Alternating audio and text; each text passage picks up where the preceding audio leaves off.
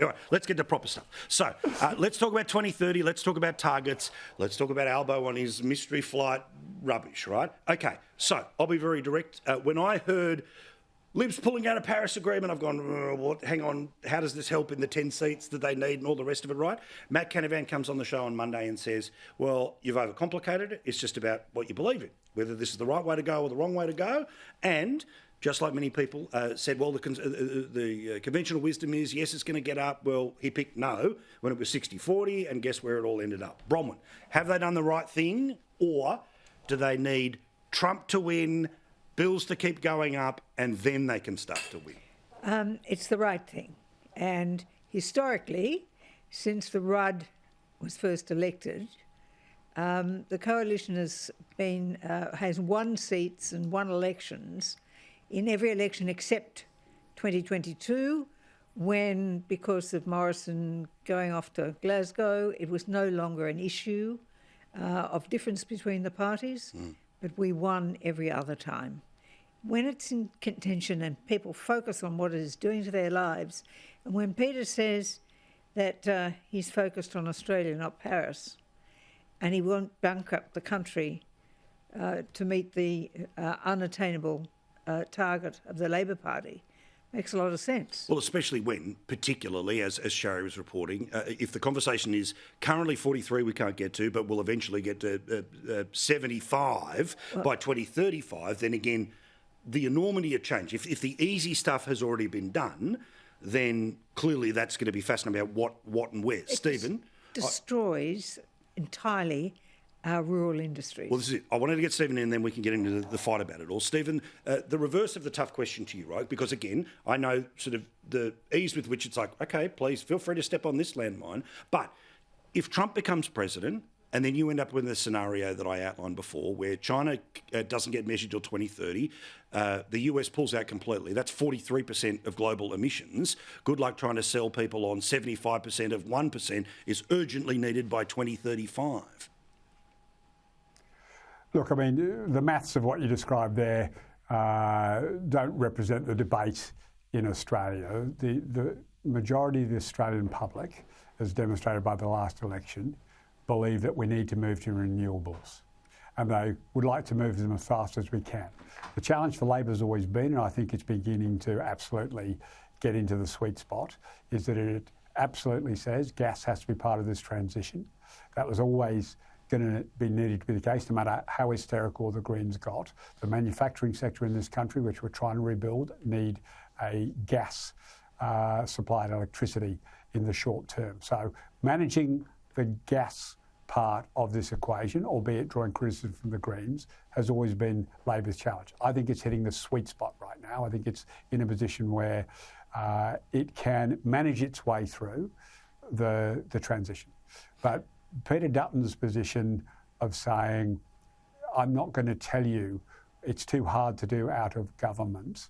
I've seen experiments like this before, not having a policy.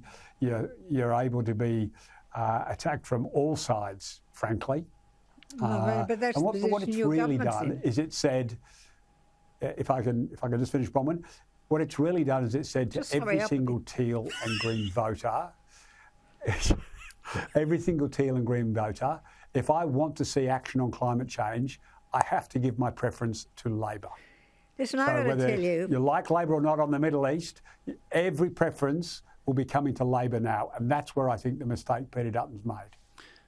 I would suggest, by the way, just slightly though, conversely, of course, if One Nation's currently sitting, at 7%, if they ended up with a preference mix that gets closer back to 2019 than 2022, then that will help the LNP in some areas, not all areas. But again, I suppose that's their argument, that if we can get the primary vote to 40 plus all of this game. But let's get back to we are yet to see whether the money will flow in the same way for the Teals as it did previously, because already the person who gave them $500 million has said no more, because she's Jewish. Ah, yes. And not interested. So there's a hole for starters. $500,000, but we also I remarkably heard McKellar referred to as an inner city seat. Really? Yeah. I don't think so. And I would remind everyone who likes to look at the figures from the no vote, that it was virtually 50-50. Yeah. And that was with no support from the Liberal Party at all, just committed people in the electorate who said, we're going to vote no. So, okay, so Stephen, I want to just ask this one more and then we'll move on, right? Which is, we can see where Albo's going to try to fight it. On again, the assumption that horses bolted, just like boats for the left, climate change for the right has to be solved, deal with, all the rest. Bronwyn's shaking her head, which is why I asked this question. Do we have to be careful about what we assume is conventional political wisdom about the financial costs of things when the financial mix of voters in 24 and 25 is very different than it was in 22? Correct. Well, look, I think that's a absolute fair point. And what we know right now today is the most potent issue across the entire country, regional, inner north, inner south, wherever you want to talk about, is cost of living. So Peter Dutton's only path forward here is to link further rises in energy prices purely to the government's policies. Now, the problem he's got consistently is that the state Liberal parties don't support him on this. But Matt they don't Keane, matter. very close and dear friend of Bronwyn. Matt Keane doesn't Matt matter Keane, a row of beans. close and dear friend. The state He is now Liberals irrelevant. closed coal mines. Federal, state Labor government keeping and they the lost coal-fired power government too. station going longer. Okay, so the problem is that the state Liberals continue to have an entirely different position to Peter Dutton. And it's going to be hard for him to try and blame these things entirely on Labor because his own state, former now, as Bronwyn correctly says, state governments, contributed to the price increases because they closed down. Just like Daniel Andrews closed down too quickly a coal-fired power station that was needed in Victoria, Matt Keane did the same. So it's a more complex issue today than it was 5 years ago. No, Stephen. Because in fact, I state said Liberal before governments closed it down. I said before the last state election that should Perrottet lose, it will be Matt Keane's fault. And it was. And he is a pariah in the party. Useless and irrelevant. So the important thing, the point that you did make that is right, is that the question of the cost of the transmission lines that are being rolled out, the cost of the ambition of Mr Bowen is going to hurt the Australian people, and it is linked to the cost of living, and that is Labor's policy.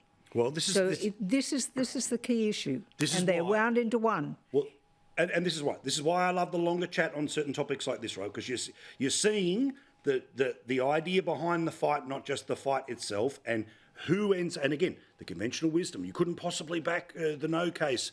Guess what ended up happening? So that's that conventional wisdom, and the idea is, it'll be. Look, I'm fascinated in all of it.